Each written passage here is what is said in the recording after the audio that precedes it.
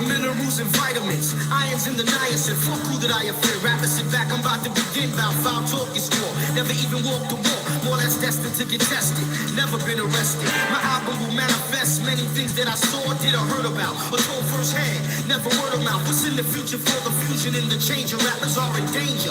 Who will you switch to be a remainder? When the missile is aimed to blow you out of the frame. Some will keep their limbs in, some will be made. The same suckers with the gab about killer instincts return bitch, you know it damn well they lack. In this division, the connoisseur, cracking your head with a 4x4. Realize, sucker, I'll be the coming like Morning, Gail. Send you down, perpetrate your facade and what you consider an image. To me, this is just a scrimmage. I feel I'm stoned. Not cause of Papa wear my cap cop. The more emotion I put into it, the harder I rock. Those supposed lyrical, but really ain't true, I feel. Yeah, time limited,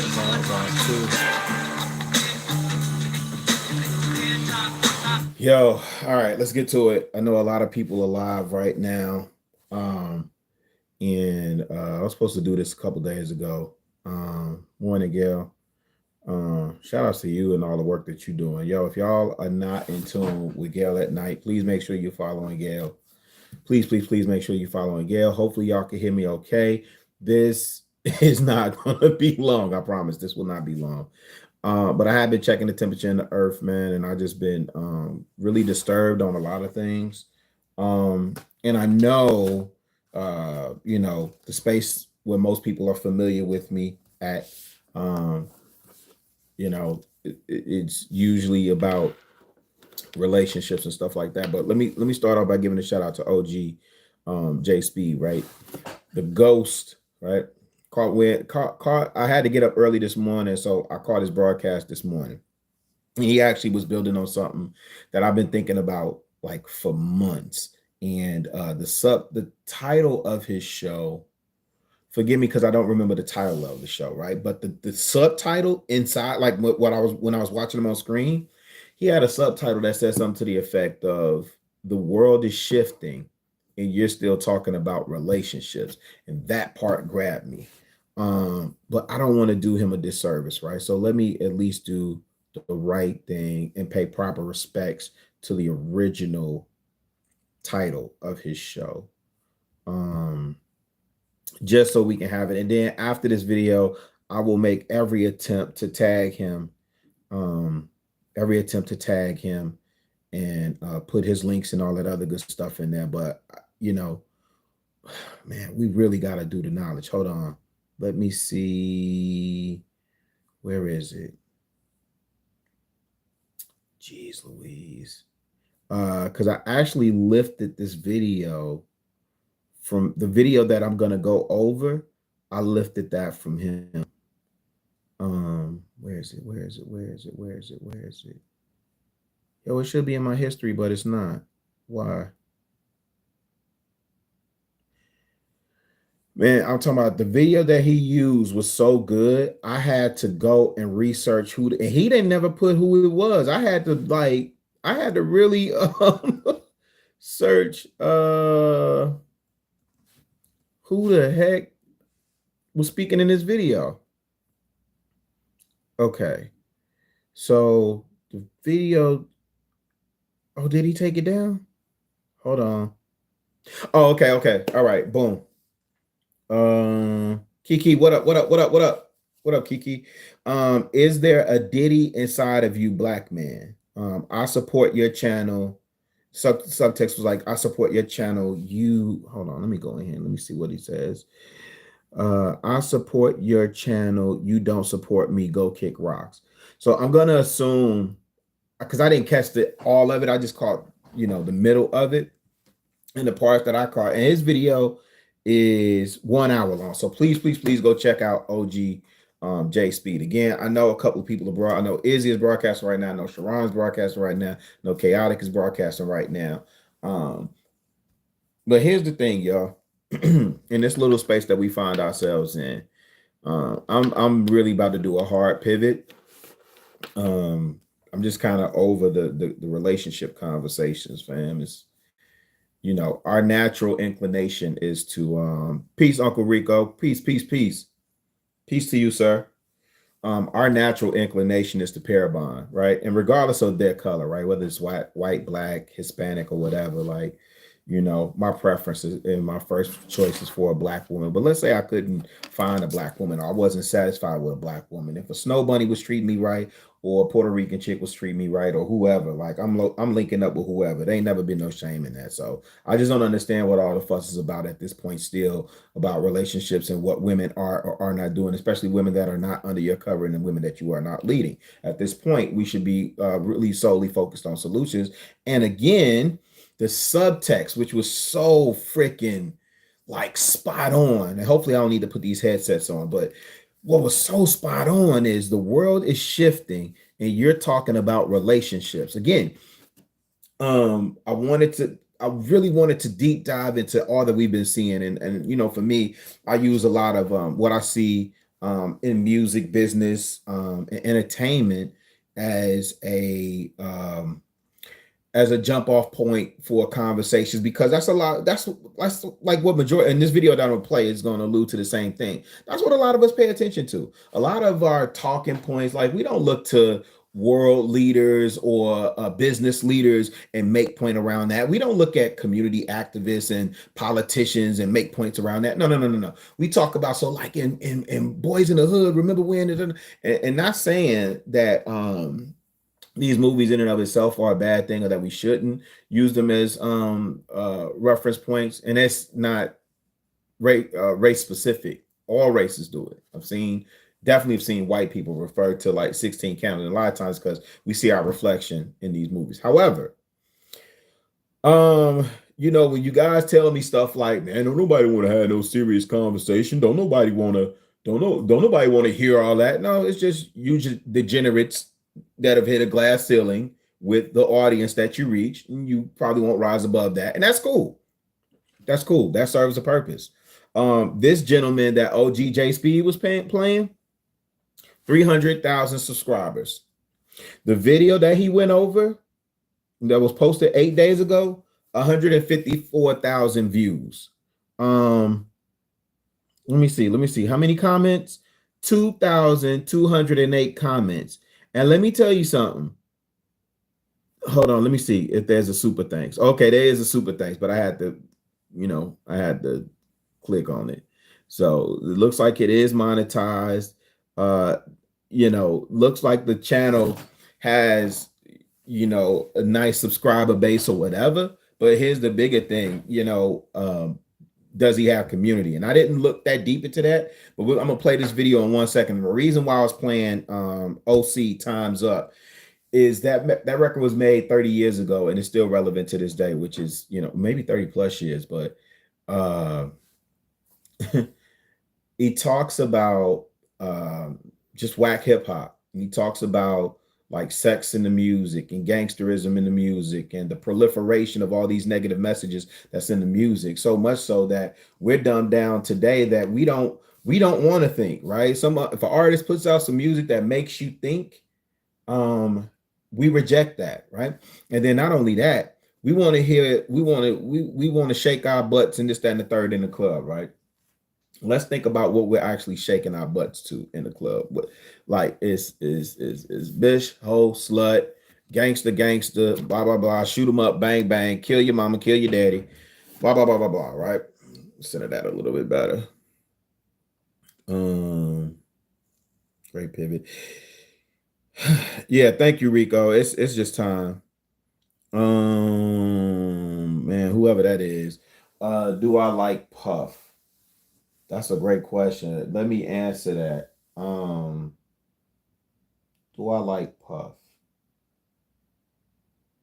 And I'm trying to think, like, prior to this, I used to be a big fan of Puff early on. No Chaser, what up? What's cracking? I used to be a big fan of Puff, and I can't even say before these allegations again. Let me go through this video because again, you're gonna hear the whole like I say, there's nothing that he's doing that's new or that's surprising or that's shocking. The stuff that's coming to light, we've known about for years. We've known for decades who Puff was. We've known for decades who Robert Sylvester Kelly was. We've known for decades all your favorite people that's about to get exposed, and all these speculative conversations around why people are being exposed. If you think all of a sudden that people have just gotten a moral compass and they're doing the right thing, then you deserve the day you're going to have. Let me put it that way. But let me get to this gentleman, okay? And let me give proper introductions, okay? I am Chicago Rilla, right? Sometimes I go by D Woods. You know what I'm saying? If you know me in real life, you see me on the street, don't be afraid to greet me as D Woods. I answer to that too. But what I try to do is have real conversations in real time about real life. You know what I'm saying? Sometimes that includes relationships, but my passion point right now is having conversations around music, culture, art, fashion, sneakers, all things Black, right? Hip hop in particular, but all things Black, right? So please sit still for 2 seconds. We're going to get through this conversation. I'm going to get into some old head rants. You see the grades coming in. I turned 52 months ago. So, I'm starting to get into my old man phase now. But this video that we're about to, I will attempt not to pause as much, but it's some meaty things that OG didn't break out because he really just kind of let the video play, which I appreciated. But, yo, brother of a certain age, man, I'm glad you're here. I'm glad you're here, man. Peace to you, man. This brother the channel is called Middle Nation. The title of this video is Diddy and the American Dream. And the person in the video is a Muslim, and I got his first name. I think it's Sahid, Sahid. Can't pronounce his last name, but apparently he gives these critical analysis of just different hot topics. So we're going to go through it, and then I'll attempt not to pause it as much, but there's so much meat that OG left on the table that I was like, man, first of all, when I heard the video on OG channel, I had to it struck me. And then I was like, I got to figure out who that is. So I had to go find this video, and I got it posted on my community wall in full. So if you want to go there and see it, cool. But I want y'all to keep in mind a couple of things. The shift in the music business is not happening just because people are scared all of a sudden. And they just start quitting their jobs, or, the feds got a moral compass and decided they wanted to hold Puff accountable, right? The DA said this indictment or this investigation spans from 2008 to present day. So what is that? How many years is that? 16 years? 16-year investigation. Not that they've been investigating him for 16 years. It goes back as far as 2008. Okay. Hey, on Georgia.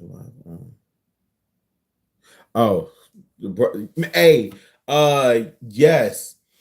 Oh man, and the story that you told about the brother, your personal story, brother of a certain age. Yeah, you're right, Gail. My bad. I forgot to mention that, man. I'm big on mental health and big on brothers being able to express themselves, the fullest version of themselves. That's why I do not like a lot of these conversations that restrict men to being in a particular space. I'm a huge supporter and fan of this gentleman. My bad, if I can get it centered. Jason Wilson out of Detroit. Shout out to Jason Wilson in the cave of Adullam, right? Phenomenal brother. I think he has another book coming out soon, but very, very dope brother, man. helping us grown men and some of these young boys process our emotions properly. So shout out to you, brother, of a certain age, for that live the other day on suicide prevention. But let's get into this Diddy and American Dream really quick, okay?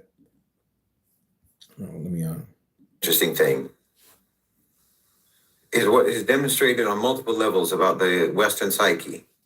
I mean, whether it's Weinstein or Epstein or Diddy or, say, R. Kelly or Dominique Strauss-Kahn, who everyone forgets about, the predation and the degeneracy of the super rich is always met with disingenuous shock and disgust, while simultaneously, without fail, we're also always told that everyone knew what these people were doing for years. And in fact, I think that most people do understand that this is how the super rich behave. So the shock is not genuine. But if we're being honest, the disgust isn't genuine either, because right. So let me just say this.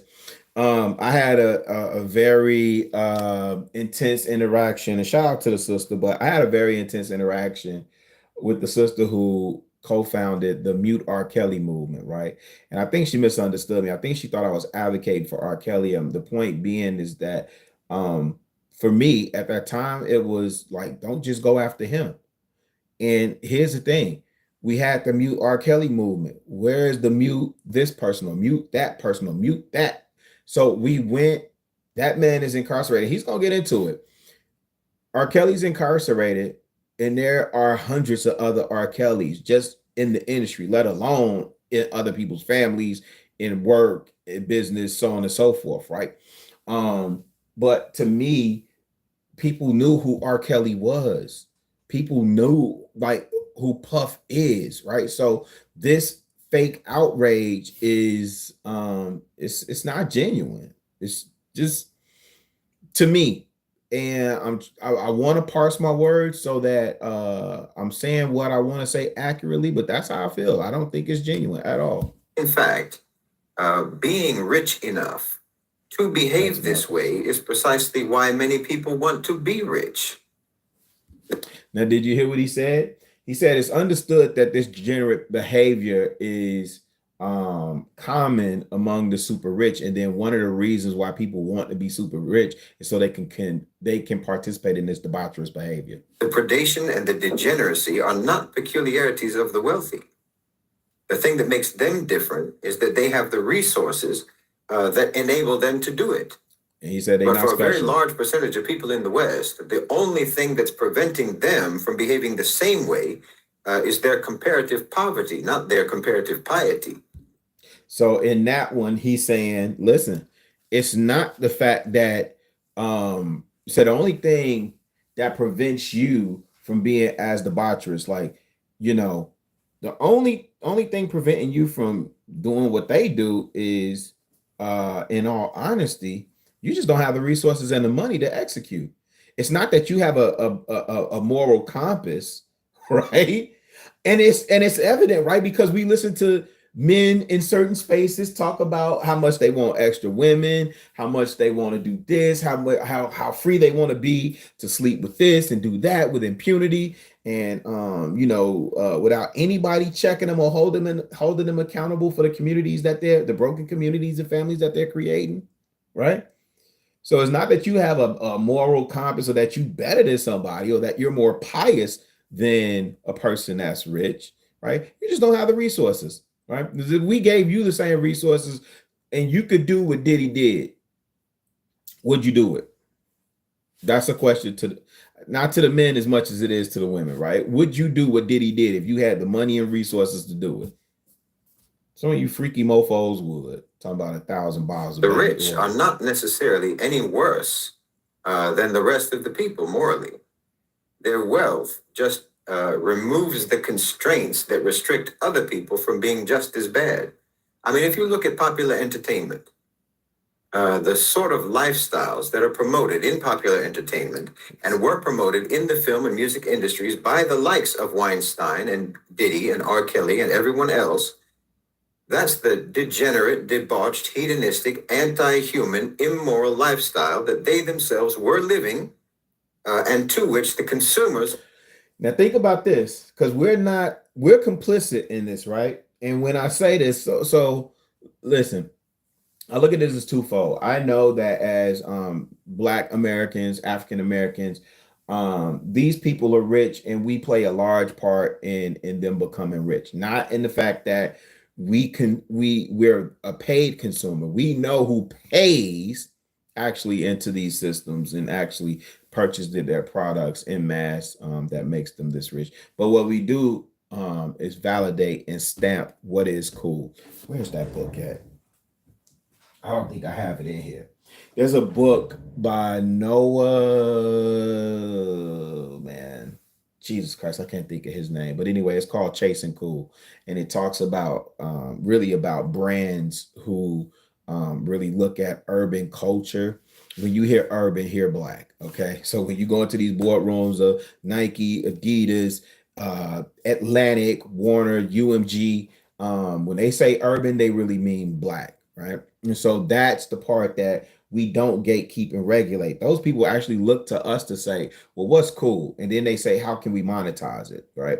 And we think these people are supposed to somehow be fair and compensate people fairly. That's just not how business works in the West. If you want equitable practices, restrict the size of your village, and practice group economics there, and I think you'll have more luck with that. But when you're talking about dealing in the West and these United States of America, nothing is fair, nothing is equitable, so we should stop that as an expectation. But this brother is cooking, man. Let's get back to it real quick. Of that entertainment aspire. It's completely consistent with the mentality of colonizers and slave masters. The fantasy lifestyle for Westerners is brutal. It is to dominate, to humiliate, to exploit, abuse, subjugate, degrade, objectify, dehumanize, tyrannize, and enslave. That's the Western fantasy. It always was, and it is now, and they act upon it any chance they get.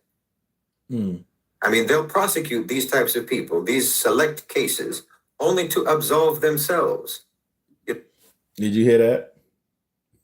You think when they prosecuted, so because I hear now they're saying, like, I hear conversations now with Diddy, when they prosecute him, they're going to set a precedent with case law. Well, why they didn't set a precedent with R. Kelly? Why aren't there more R. Kelly cases?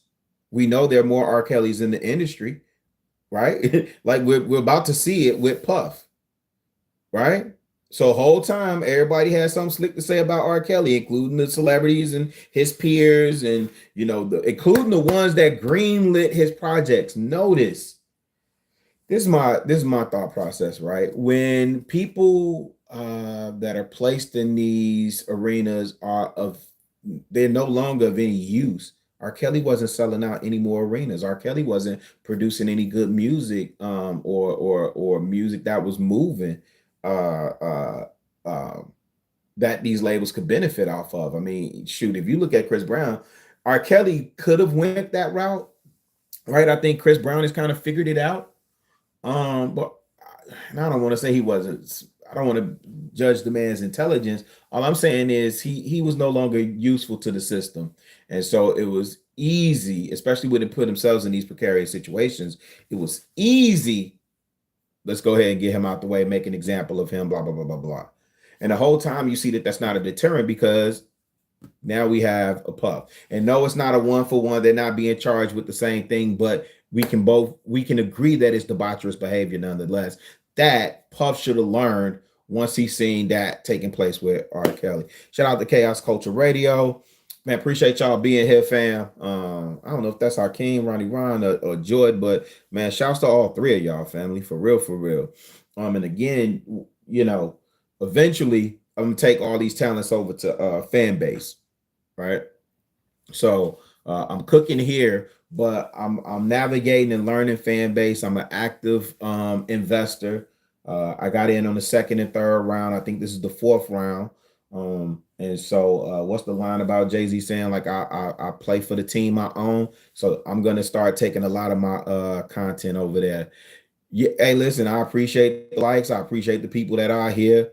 That's love. Marcus, I don't expect you to work in here, man. Listen, we building over here, fam. We build a community. So, the likes help gets it into the algorithm.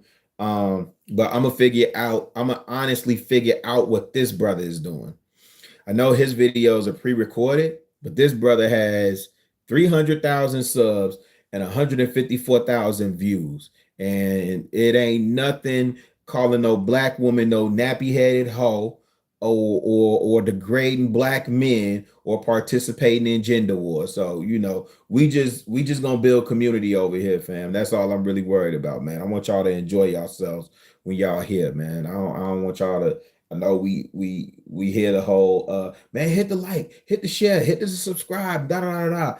If y'all find value, y'all will do exactly what I did when I saw OG J Speed playing this on his channel. Let me tell y'all this really quick. OG never mentioned who this was. I saw him playing the video, and then I saw you know how they do the cuts, and it had like I guess his logo, this brother's logo. And so I could make out a little bit of the logo, and I said, okay, let me type that in. Like I had to actively go look for this, man. So, if the people want the information or they enjoy the conversation, man, they'll get it. And then like once I found it, I shared it. And then I tagged, I posted on my community wall, tagged OG J Speed. I just can't tag him in this, I think, because I'm doing it for my phone, number one. And also this was a preset video. So for whatever reason, I can't tag him, but yeah, I agree with you, brother. Of a certain age, I think for me now, I just got to break out of the relationship space, man. Out of this black relationship space, it's ran its course, man. And what's even more off-putting is that the world is literally crashing and burning before our eyes, and we're still having the same gender war. Like the longshoremen are on strike. Shout out to Ty City. I saw him doing a build on that last night. In terms of the reason for the strike and what his thoughts are. But that's huge, man. Like I work in retail, so that could potentially impact my business. It could potentially, well, actually, if the strike prolongs, it'll impact all of us, But I agree, there is room for conversation, but different content. I just want to build community. And the other thing I want to do is I'm getting older, so I want to be able to get my stories out and preserve them, man. Like I got so much to share. So much to share. Shout out to TLA. My wife ran downstairs the other day and was like, yo, you watching TLA? And I haven't watched a full broadcast of his in a very long time, because they get really, really long. And he does a lot of these case breakdowns now. So I'm not on it like that. But she was, I guess he was sharing his story of his battle with cancer. Like TLA has cancer. That's wild. TLA is a very young man, very healthy young man, an accomplished, healthy young man who now has to do battle with cancer. And what was dope though is I didn't catch the broadcast. Like usually when that happens, I let my wife watch it, and then she'll tell me what I need to know from it. But he was in good spirits because she kept laughing. I was like, what you doing up here? Mad. I was sitting up there like, man, what dude got my wife laughing like this, man? Who's this? And she said, no, I was like, I wanted to know what she was laughing at. And she was like, no, he's telling these stories about when he was in the waiting room or when he was in the hospital, and it was funny. So sounds like he's in good spirits. So, but let's get back to this, man, because your world is crashing before you, and you think this is normal.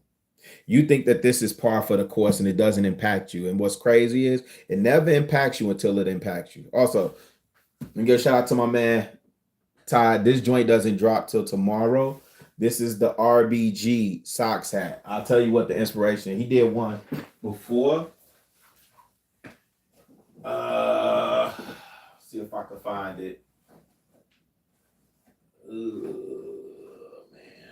So many. Okay. So he did a version, I think last year.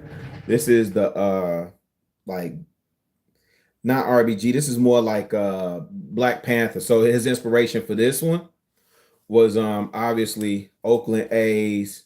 You see the RBG flag in there. You see the Black Power fist, so on and so forth. But obviously because the Black Panther started in Oakland. right? So he did that one, and then this one I was able to get with him because this released tomorrow, and I was like, I have to have this, And shout out to the honorable chairman, Fred Hampton, man, Fred Hampton. Okay, let's get back to it. Said I wasn't gonna stop this as much, and here I go, acting like a beta sim host. Right, let's get to it. You know, they need to burn someone at the stake just to convince themselves that they're better than them, that they're more righteous and more moral than them, but they're not. Most of them are not. Yo, next level. That's a fact. I didn't even go into that, man. Right, port strike, right, the longshoremen. My bad. I keep saying I discovered what their position is and got excited with it. So you're right, the port strike. Iran just launched them things. And then Hurricane Helene, man. Like the coastal Carolina is jacked up, man. There's so much going on, and I'm not saying that every time somebody say something about the other things that's going on, the more pressing issues that impact us, people will say, man, why are you so serious? And I'm not saying you can't have your fun and partake in foolery. I enjoy it from time to time, in proper context and in proper perspective. But I also know we need balance, man. We need balance. We need balance. We need balance. We need balance. And we need to pay attention to the things that we need to pay attention to. So shout out to Next Level. Shout out to my brother Marcus, brother of a certain age. Man, I'm glad y'all here. Let's get through this. I mean, look at any music video, almost any music video, and tell me how it's not promoting the exact same lifestyle that you claim to hate Epstein and Weinstein and Diddy for. Meanwhile, those videos have hundreds of millions of views and hundreds of millions of likes. And you memorize the words of those songs. You have a problem. You can't reform yourselves. You can't reform and rehabilitate your so-called civilization by just prosecuting token offenders. God, this what? Okay, so I must have called Jay Speed when he was like doing the beginning. This is the part that you see. I'm stuttering now, right? Yo, did you hear what he said? He said, the very things that you're offended with Epstein, Weinstein, and Puff for, you celebrate in your music videos. You know the lyrics. Put Molly all in a champagne. She ain't even know it. Took her home and enjoyed that. She ain't even know it. Tip drill. All the things. When we look at these videos, I love it when you call me Big Papa, right? When you look at the video. Or one more chance.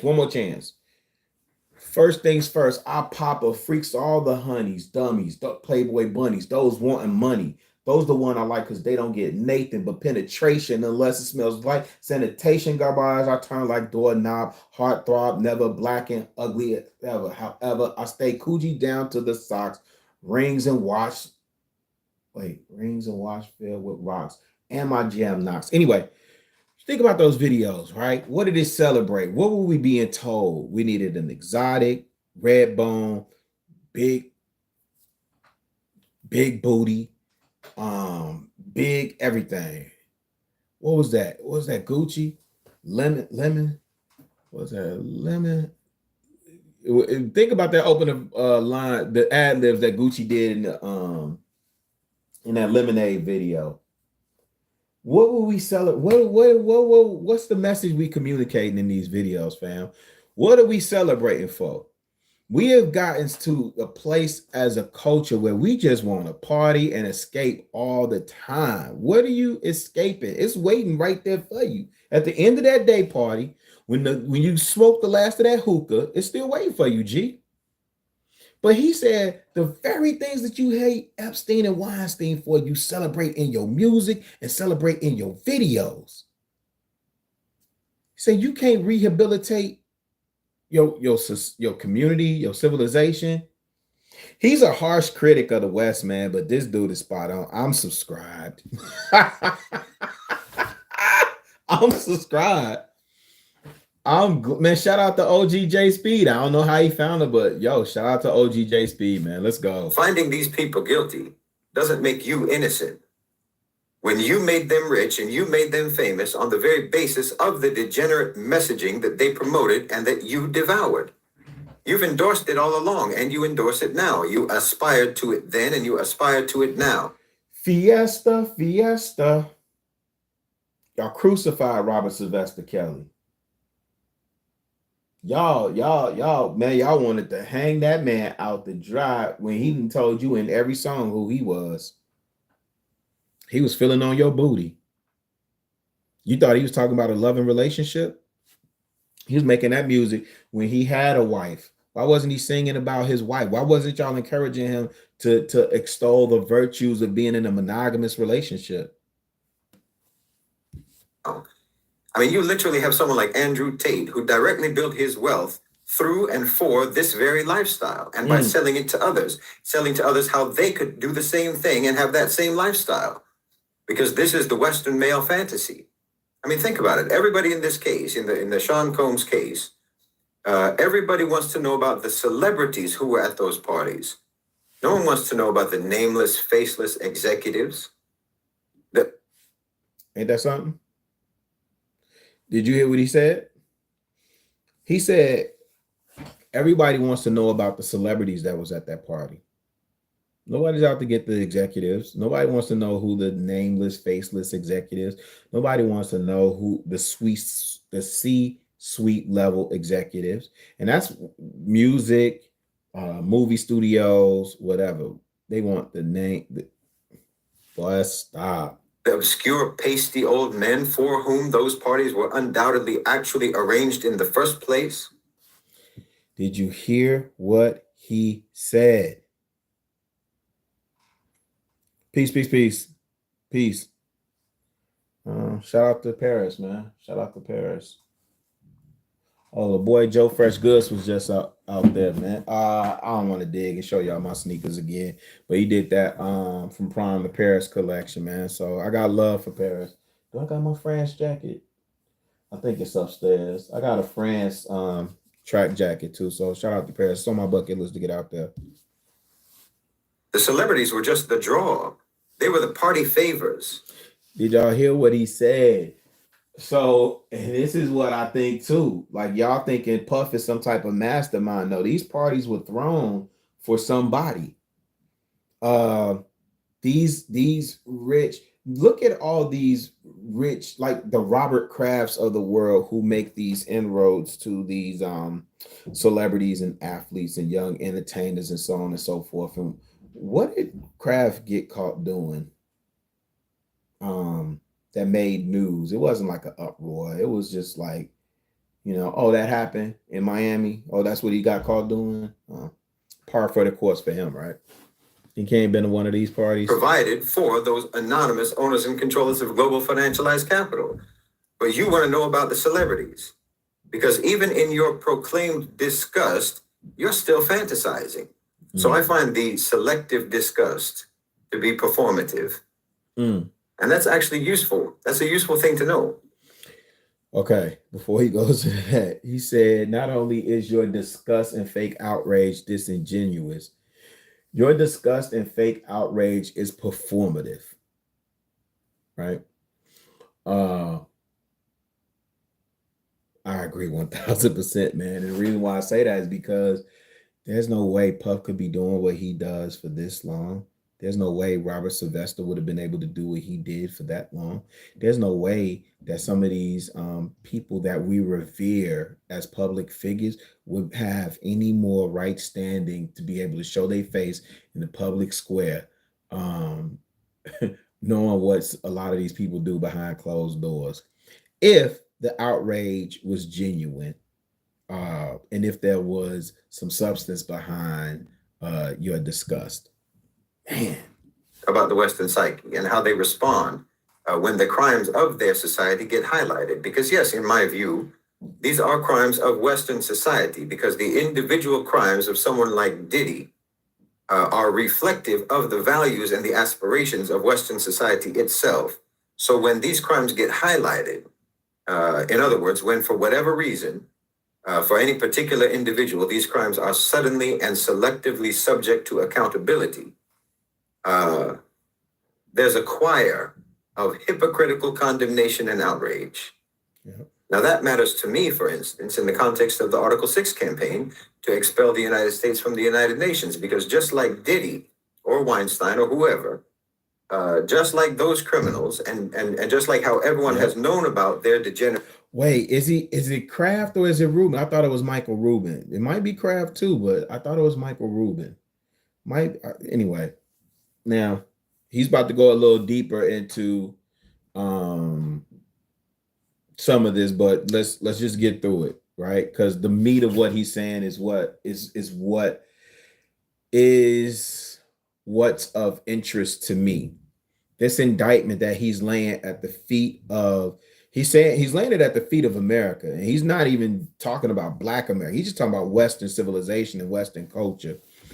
Okay, yeah, I agree with that next level, and so that we have to examine, right? But that's par for the course, because we stamp these people, we rubber stamp these people as authentic representatives of the culture, and they're rewarded handsomely when we do that. For years, so too everyone knows about America's crimes. And just like with Diddy or with Weinstein, everyone is complicitly silent until the moment of accountability comes. Then they all rush to a microphone to distance themselves and disown the criminal with self-absolving condemnation. So this is why you might see France and the UK not veto Article 6 at the Security Council, because once we bring all the US violations to light in an official venue, not just in an essay or a book or a lecture or what have you, but actually in an official legal venue, violation after violation, crime after crime, human rights abuse after human rights abuse, stretching back for 8 decades, and call it out for what it is, why France and the UK are likely to act just like every associate of Diddy or Weinstein or Epstein or any of these other degenerate predators, and race each other to the podium to condemn and distance themselves and exonerate themselves and try to salvage their own reputations and polish their own image, and assure the world of how good they are, how law-abiding they are, how principled they are, by throwing America under the bus. I mean, do you think that any of the European colonial powers were actually happy to watch the U.S. take over their empires? No. France and the UK are both seething with bitterness and resentment and envy. While they'll be just as happy to watch America fall as all those associates and co-conspirators of Diddy are happy to watch that belligerent criminal go to jail. But next level, I also think this is the result also of him speaking out. Now, so there's a couple of theories that float, and I don't want to get into that, but what we do know on face value is a lot of stuff did not come to light until he started speaking out against Diageo for not promoting De Leon. And like I said on another panel, when you look at Diageo's portfolio of liquor and spirits, it makes sense why they moved the way they did. It just, to me, it doesn't make sense why he was so loud and boisterous about his move and his lawsuits. But when you think you're impervious, and you think you got the complexion for the protection, you do some things that are out of character and out of pocket. Now, I don't know that he's a fall guy as much as they're sending a message, because listen, the same type. So let me say this. So I would venture to say, in light of what we know, right? So like Diddy's deal with Ciroc, Diddy was not an owner of Ciroc. He was more like a marketing manager. Jay-Z was not an owner of the Brooklyn Nets. He was more like a marketing head, right? And even when they say, hey, we give you like 2% equity, and I get it, ownership is ownership, but it really does equate like to Mark. They do that, so Jay-Z can go out and say, all these dope lines about the Brooklyn Nets, and it puts people a little bit more at ease about them encroaching on the downtown space in Brooklyn and all these other different things. But I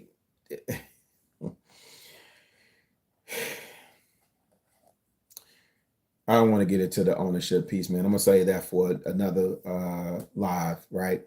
this gentleman here is actually getting into the allegations that he's lobbying against the U.S. And from what I hear, because this is again my first time, like, second time listening to this. I just listened to this on J Speed, and I listened to it again in the car. And then I said, let me use this for this conversation around a hard reset, which the culture and the community is dying. And that's what we're experiencing. And that's what we're seeing, this hard reset. And what's challenging is all this stuff is happening in our face. And for a lot of us, it's just par for the course, or we don't see it happening, or we see it happening and we're ignoring it on purpose. I'm gonna let him cook. Let me make sure I responded to that the way that I wanted to. Yeah, I think Diddy was just the face for these parties. As there's a lot of cat, right. So Diddy has access to women that when these pasty faced white guys would show up, these women would not normally go with them. But a Puff, oh yeah.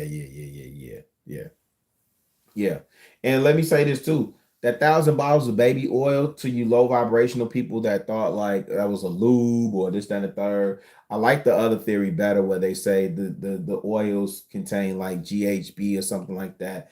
And that's why there was a requirement to get a massage, because they will massage it. And then it seeps into your skin. And, that makes a lot more sense than just some degenerate, debaucherous notion that these guys was using baby oils to, lube and whack off and insert and all that stuff. It could have been used for that too. Who knows? And think about this. Why do we need to know the inventory of what the Fed? Now, this is a federal investigation and a federal indictment, right? Why do we need to know that information? Who's trying to do what by releasing that information to the public?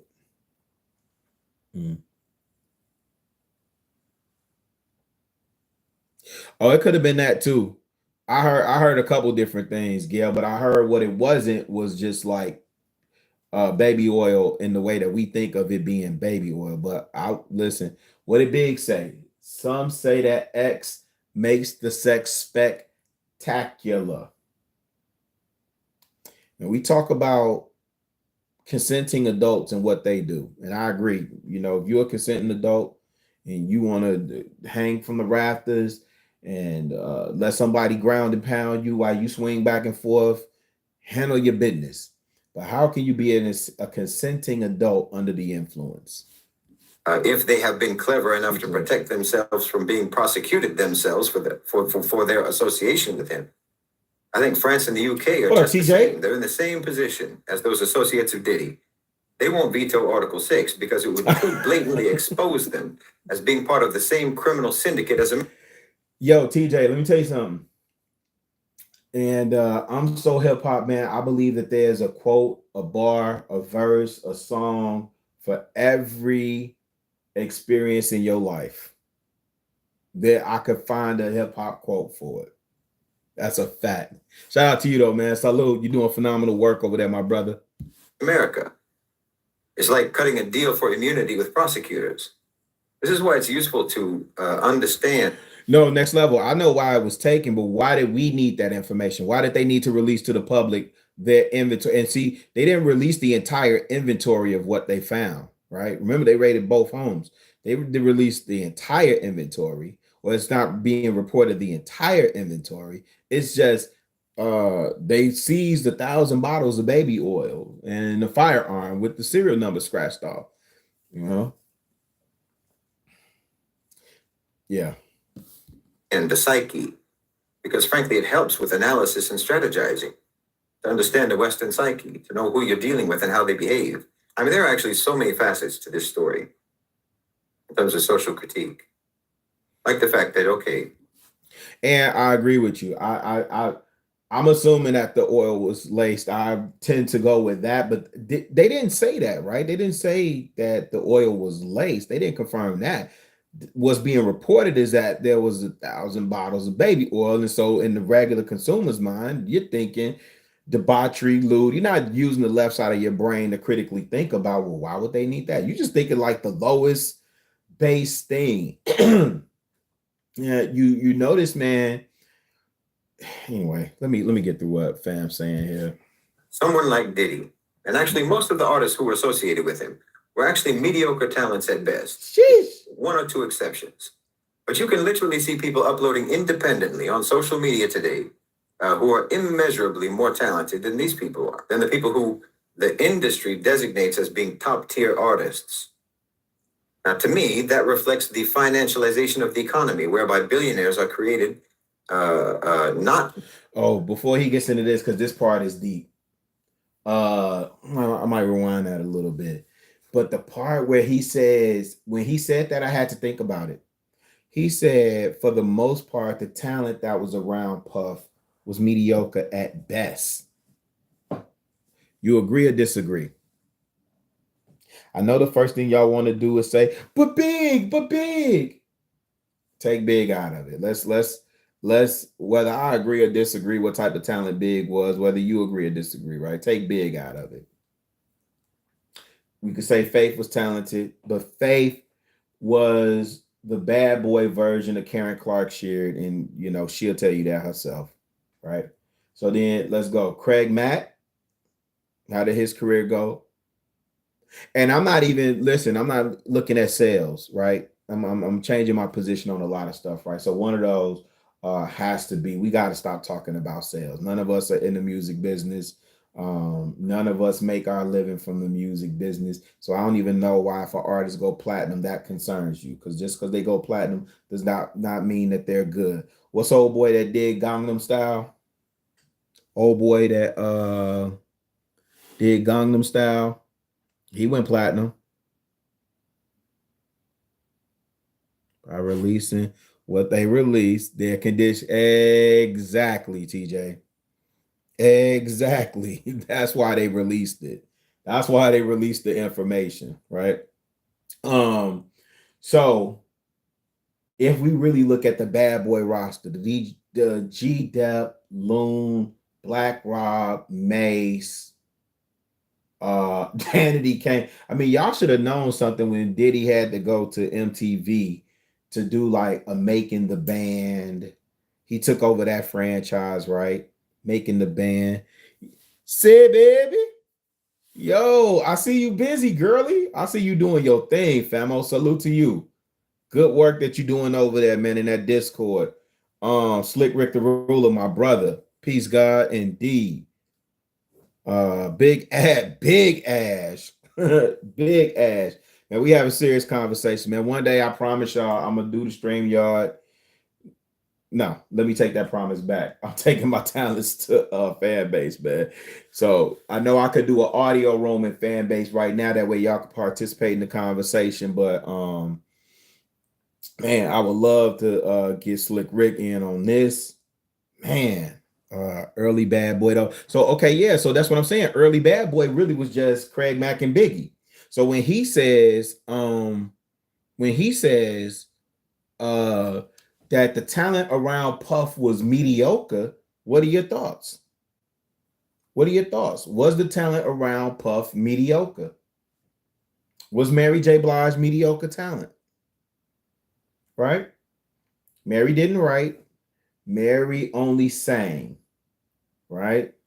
Let me see.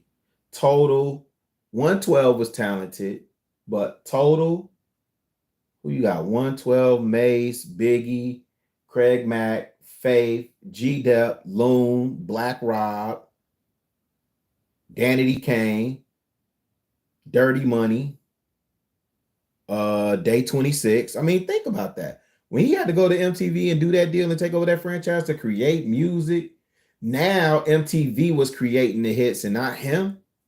That's wild. Like, Day 26 doesn't have a memorable hit. Danity Kane doesn't have a memorable hit, no matter how much they tried. The Band don't have a hit. Not a hit. Let me say a record that resonates, a timeless record or a record that resonated, or a record that you would play today, be it at a backyard barbecue or any social setting. I don't know. It was. It was a bop though. Thank you. So now, okay, let me let this play a little bit more. It was a bop, right? So one day we gonna deal with that. It was a bop though. That might be the title of the show I do. It was a bop though, right? So I'm sliding on my ops, and I'm going F his girlfriend, F his mama, and then I'm gonna slide on my ops up that pole and hit him with the blicky. But it was a bop though. You know what I'm saying? But yeah, I agree with you. When he said that, I was low-key offended. This gentleman here, Saheed, I think is his name, but I was low-key offended. And I had to think about it, like, dang, mediocre talent. Nah, he got a point. Let's go. By producing, not by creating, not by manufacturing, not Oh, by let me take this back a actually little making bit. excellent products. I want y'all to hear what he says in this next piece. Not by producing, Hold on, let not me by take this back. behave. I mean, there are actually so many facets to this story in terms of social critique. Like the fact that, okay, someone like Diddy, and actually most of the artists who were associated with him were actually mediocre talents at best, with one or two exceptions. But you can literally see people uploading independently on social media today who are immeasurably more talented than these people are, than the people who the industry designates as being top tier artists. Now, to me, that reflects the financialization of the economy, whereby billionaires are created not by producing, not by creating, not by manufacturing, not by actually making excellent products, but just by manipulation of financial markets, virtual money, valuation of shares, stocks, what have you. Like I've said before, Elon Musk did not become as rich as he is now by selling Teslas. He got rich through financialization and share buybacks of Tesla to artificially inflate the share price, resulting in his net worth ballooning for no reason whatsoever connected to production or to sales.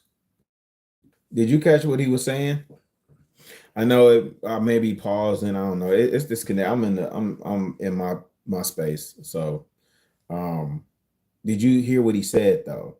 He said that Elon Musk is not the billionaire that we know him to be based on sales of Tesla through production. He said his wealth was, and we have to concede that considered to be billionaires, Kanye included. We're seeing that with Puff is your paper. You don't have liquidity. In other words, like you could sell this asset and it translates into $1 billion tomorrow, right? Most of it is on paper, you're a billionaire, and that gets you access to more resources and so on and so forth. But he's essentially how in this economy, in this society, in this economy, how wealth is generated not through value and creating something of substance, but it's like inflated, right? So let's keep going. So in the economy, profit and wealth are disconnected from actually creating or manufacturing products of value. Yeah, hey, Slick Rick. So man, yeah, this is why I gotta have this conversation. Like on a forum, we can have it at scale. I agree with you. That is the game, and the game is changing now, right? So we see with the music business, they have to switch it up, man, and they struggling. They've been struggling for years. Now, I hear some people saying, no, they actually ahead of the curve. I've heard Ian Dunlap from EYL talk about them pivoting to fintech, how music companies will become fintech.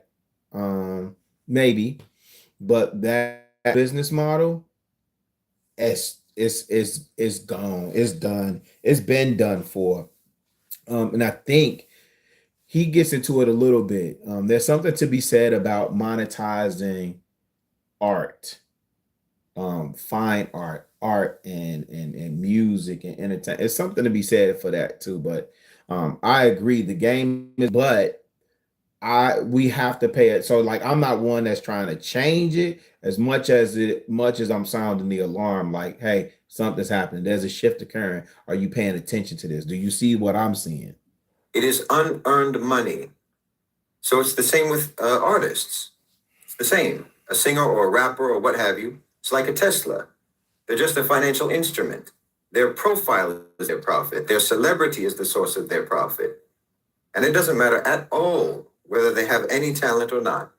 Just like it doesn't matter that there are so many electric cars on the market that are objectively superior to Tesla. Nor does it matter even that electric cars anyway are already absurdities to begin with. No one cares. You only have a company so that you can have shares in that company.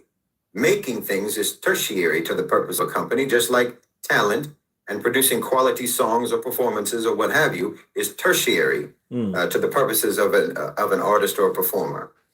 Entertainment and art have been financialized. So in other words, the people who are making the most money and who are running those sectors don't care even slightly about quality or producing anything of real artistic value. This is why you have so many celebrities that everyone wonders why on earth they are celebrities when they observably have no talent whatsoever. Are y'all hearing what he's saying? Where's the lie? Where's the lie? So y'all know me, right? I'm big on, like, I am not an artist. I'm not a rapper. I'm not a singer. I'm not a producer. I am more or less a patron. Like, I respect art. I love music. I respect artists. I respect creators. But it's so monetized now. This is how people come in the music business, in the rap game, right? They create what they think will pop, right? They're not concerned about the art itself, the way that it takes Dre decades to mix a record, right? But he's a perfectionist. But I heard Kanye is the same way, right? Or the same way that Pharrell can produce a record and hear something, or the same way that Stevie can change up within 5 years, release 5 albums in 5 years, and none of those albums sound the same. That's attention to detail and quality. That's caring about your expression. The way, like, when I'm looking at this artist, Air Porter, man, this dude, I got a couple of pieces from him. He did a couple of pieces that resonate with me, right? He's a cat from the crib. He's a self-taught musician, taught himself to play piano and stuff like that. And then he paints and stuff. And I couldn't, afford to paint at that time, but I got or my man Damon Lamar. Dang, this keeps breaking up. I hate it. My man Damon Lamar did that piece up top that got the Chicago Theater in there. John Harrison did that piece there. Now, these are pieces of work that I bought from them, but these are pieces that were created not just solely for the purpose of selling, but because they were derived from an emotion, from a concept that these artists wanted to share with the world. Then, the game is the game, as Slick Rick is saying, and so they found a way to monetize, and I ain't mad at that. Let's keep going. I mean, the most obvious example, of course, is the Kardashians, who don't even pretend to have a talent. Woo, Slick Rick. Jesus, man. Oh, man. Thank you, brother. Thank you. Thank you. That's, dang. So let me ask you this, Slick Rick. Do you think most people understand and know that this is what we seeing in front of our face, or in his Discord earlier, are people by nature willfully obtuse? But I mean, you can find countless others among those people who the entertainment industry tells us are the most talented people in their field, but who are painfully mediocre in reality. Well, okay. This is, in and of itself, corruption. These are people who have built without building value. So it's both corruption and immaturity. It's deceitful and parasitic, and it divorces reward from merit, from work, from discipline, from worth. It's getting without deserving. So you don't go through the development process as a person or as a society that you have to go through to actually deserve reward. That's the maturation. They can actually, and that's the deaf, dumb, and blind. That was my response. And somebody, I think he said, came in with the 85%. Now, I'm not a 5%er. I understand the language and I use it because I like it. You know what I'm saying? I find great value in the way that the 5% Nation of Islam speaks, at least from what I understand. 85ers, you are right. They deaf, dumb, and blind, do not care. And to me, that's problematic. That is problematic. That is problematic. Who does this sound like? The guy that's speaking, because you can't see him, I'd have to close my eyes and think. Like I don't know, but I know you ain't been listening. I know you came in here late, so you ain't been listening to him long. And I keep stopping it, and you keep firing on all cylinders. You know, that's crazy. And one of the other challenges is the deaf, dumb, and blind. Some of them know that they're deaf, dumb, and blind, and they're cool with being deaf, dumb, and blind. I'm cool with that. I'm not, but I have to be, right? Because that's their choice. You can't force anybody to do anything or force them to understand or come into the knowledge of understanding, right? The ones who don't know are the ones that, you know, I really try and craft the message for and reach out to. Yeah, I'll send it to you. Hey, Slick Rick, as soon as I could. Matter of fact, if you go, Slick Rick, if you go on my community tab right now, it's posted. Yeah, but I'll send it. I'll send it just in case you're not able to get to my community tab. But if you go on my community tab, I posted it right there because OG J Speed was, and he didn't cut in as much as I'm cutting in, but I was like, oh, he leaving too much meat on the table, man. Like I may still come back and do another breakdown of this, but because I'm not even getting to it the way that I want to get to it, but I don't want to be here all day. Allegedly, I'm off today, and my wife is working, so I at least want to be able to get into the city, jot down in this little journal, notebook. I got some ideas, man. And I'm excited about it too. Like, you know, turning 50, I feel like now I'm looking like there's a lot of stuff that I want to get done. I got a lot of ideas that I want to get out into the earth before my time expires. And so now I have a more heightened sense. And so I'm going to go out into the city, pull up a chair and jot some stuff down. And then I need to get some reading done. Need to get some reading done about Uncle Nearest. So I'll send it to you after this, Slick Rick. Make you appreciate the reward once you have earned it. Appreciate you, It's man. the maturation process that gives you integrity. Because unearned reward, Rob, I got you after is this, just Rob. the other side of the coin of unaccountability. You know, if you can have unearned reward, then you will also feel that you should not have earned punishment. These are the two sides of the same attitude. Because you gained your wealth and your fame and so on outside the traditional framework of merit, hard work, and talent. So you will also feel that you exist outside the framework of accountability in terms of your wrongdoing. You're someone for whom the rules do not apply, because if the rules applied, well, then you wouldn't even be rich and famous, because you don't deserve that and you haven't earned that by producing value. So you think that the rules don't apply either to your merit or to your demerit. This is very, very Western. So now you have people controlling incredibly influential cultural sectors who don't care in the least about producing quality. These people give you the soundtrack, the reference points, the lexicon, the standards, the style, the attitude, the perspective, the personality, the ambiance that pervades your whole society and culture. These degenerate, deranged, deceitful, diabolical people are like the cinematographers who set the framing of your view of the world.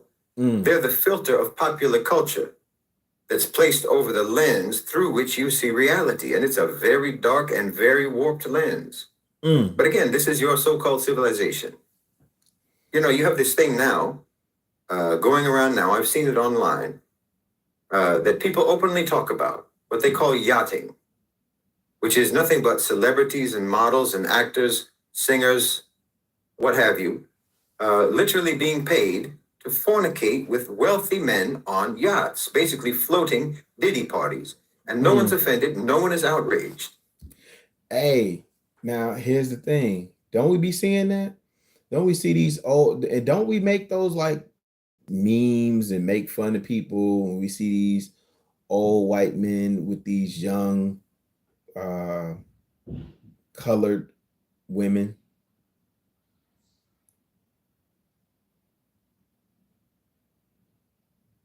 Man, let's go. Somehow for you, this is not disgusting. Because the lottery mentality of the West, you all hope to one day be one of those rich men on one of those yachts. Yo, at a certain age, I'm embracing these grades so much, man. It ain't even funny, brother. I'm embracing these grades so much because I know that I've earned them. Yeah, yeah. I got too much. Listen, I still got to finish writing in this. This is my journal, so I don't want to expose too much. But you can see, this is my journal. Like I still got some blank pages I gotta fill. But when my kids get a hold of this, my great grandkids, when I'm gone, I want them to know how I felt and what was going on in the world, which is why I'm recording a lot more and trying to be a little bit more deliberate and intentional about messages that I'm sharing. Because you just take it as a given that this is the sort of thing that the rich get up to. And the only reason you don't get up to the same kind of debauchery and the same kind of predation as the rich is just because your finances prevent you. Not your morality, your finances. I mean, do you see how this looks to a Muslim? I mean, we see your social media platforms, Instagram, X, He's Muslim, by the way. Facebook.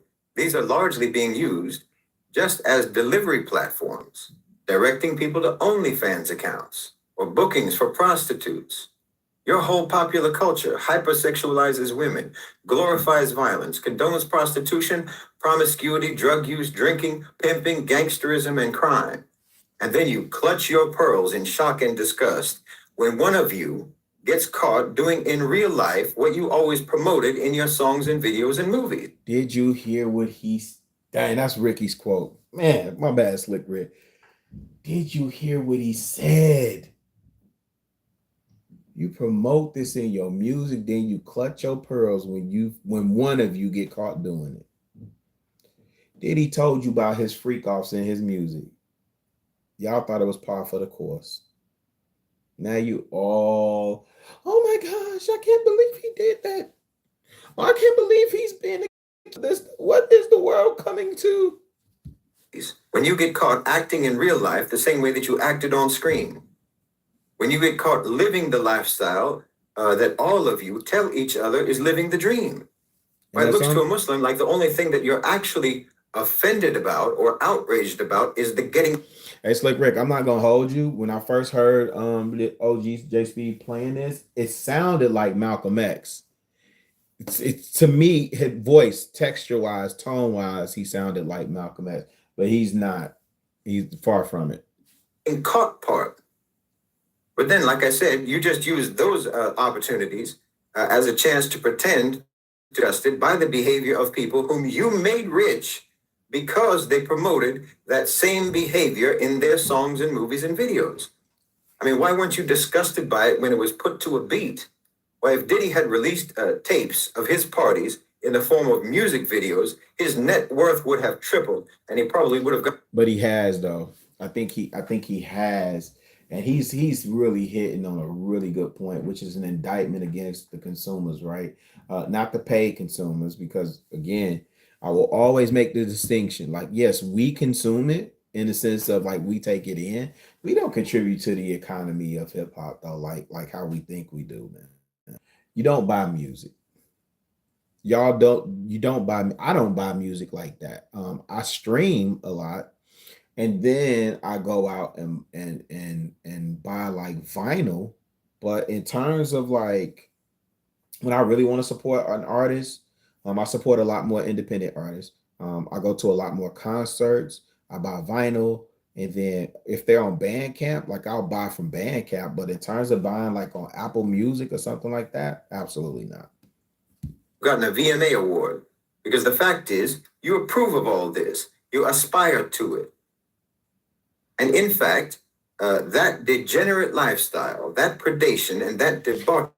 How many think about how many Diddy-esque parties have taken place. I know when I lived in Atlanta, yo, the proliferation of like pool parties and the debauchery that would happen at a lot of these pool parties, that streamed all the way down. Like when I was working in Atlanta, I remember one pool party we went to.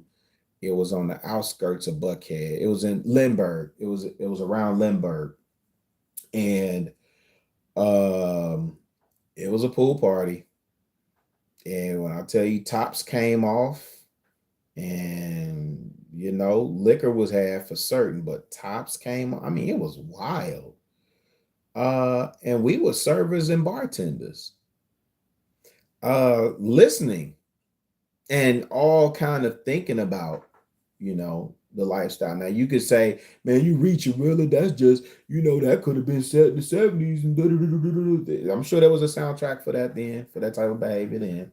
I'm not blaming it on the music, but I think it's important to put it in proper context in terms of the music is the soundtrack for the cultural movement, right? How the culture is moving at that time. Sometimes the music is counterculture. A lot of times, though, it's in lockstep with the culture, which is why we see what we're seeing now. And so, people that say, like, man, well, this is what the people want to hear. This is what they buying. You about to see what Slick Rick say. Because I'm saying this is a reset. Slick Rick said, man, let me go back up here. He said this shift, they got to clear the books.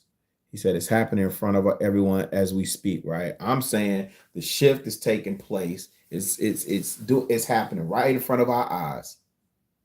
This is a hard reset, and you can ignore it, or you can fight against it. All those things, and none of that's going to prevent it from not happening. It's happening. Country with impunity is actually the American dream. It's the colonizer, slave master, Western imperialist dream. And for anyone who's over there in the States or in the West who genuinely I sent it to your does IG feel too. disgusted and outraged over this kind of thing, because I know there are some of you. All I can say is, you know how they talk about situational awareness, having that awareness of your surroundings and what's going on around you so that you can be alert to any threats or dangers nearby. Call this civilizational awareness. And just like someone who is oblivious to the threats and dangers around them on the street, you say that they have low situational awareness.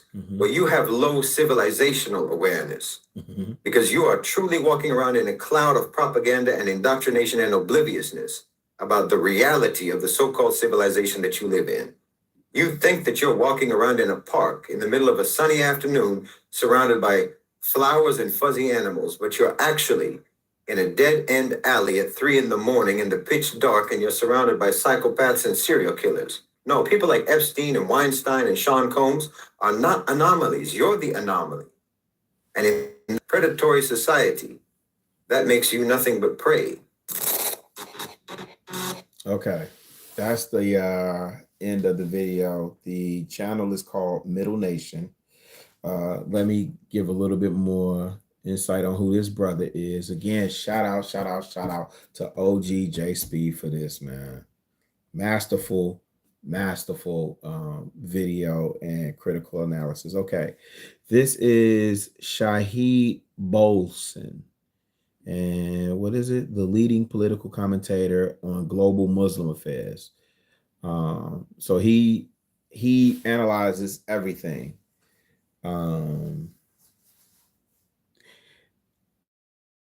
Cultures, but some of the stuff and some of the titles that I saw was mainly around like Western culture, so on and so forth. So, family, that's where we at. This is a hard reset. So when I heard Kendrick Lamar, first of all, and again, I think it starts with Katt Williams, his appearance on Club Shay at the top of the year. That kind of, I won't give him solely like all the credit, like he was a catalyst, and that's when everything started happening with Katt Williams said something. But he's definitely one of the ones that you could point to, right? I'm pretty sure there were other things happening at the same time. And then definitely for me, when I look at the Kendrick Lamar Drake beef, I knew that conversation and what was happening was nuanced, and that there was going on than just two MCs battling.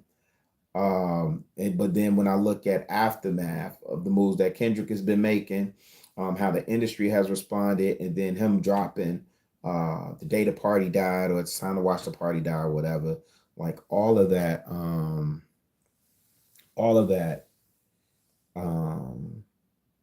is indicative of where we find ourselves now, right? So went a little bit longer than what I wanted to, but I think it was worth it, man, just to dig into that video. Please go to my community page if you want to see that in full, uninterrupted by my commentary. The videos from Middle Nation, and the title of that one was hold on. That one was promoted in your songs and videos. Hold on, my bad. You don't need That's not what I meant to do. That one was called Diddy and promoted in your songs and the videos American and movies. Dream. My bad. Diddy and the American Dream. Diddy and the American Dream. So this is what I think we need to do, family. I think we need to educate ourselves, number one. And then once we get the education, you got to do something with it, right? So I'm stuck on the 5 B's as it relates to Black people in community with one another, right? So the 5 B's are buy Black, build Black, bank Black, barter Black, and bequeath Black. Those are the 5 B's. Buy Black, bank Black, barter Black, build Black, and bequeath Black. A lot of what ails us and a lot of what's impacting our community can be resolved through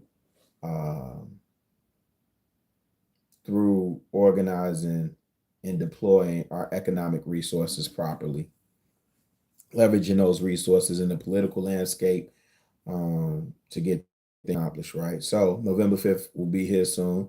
Please make sure you know who's on the ballot for your state, city, municipality, locally.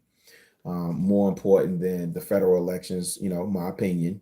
But please know who your state senator is, who represents you in Congress, who reps you in the U.S. Senate.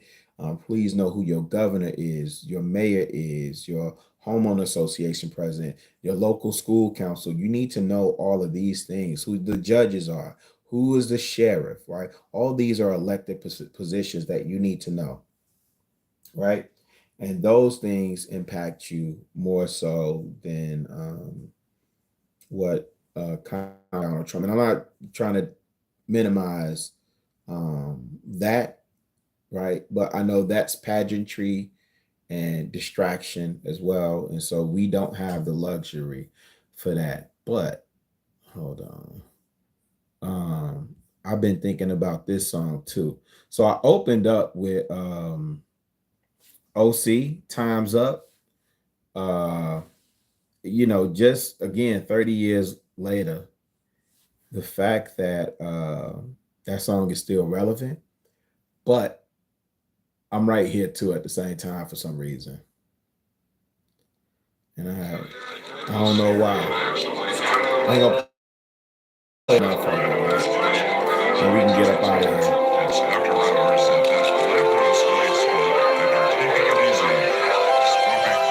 When you think about where he got the sample from, you can't tell me Kanye is not a genius, man. Kanye is a genius.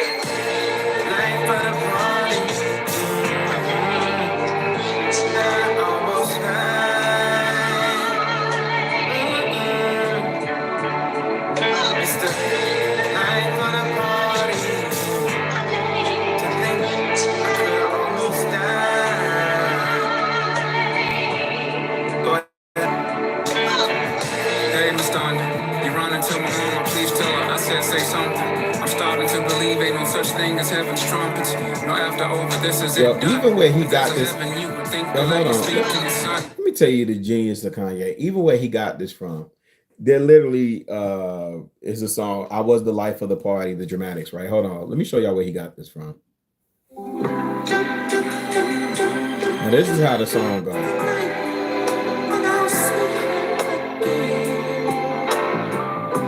It's not a slow song. See, it's kind of up tempo, right?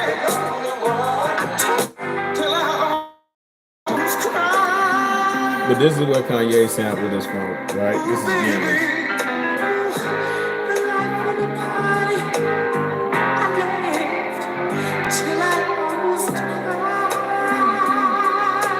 God, genius.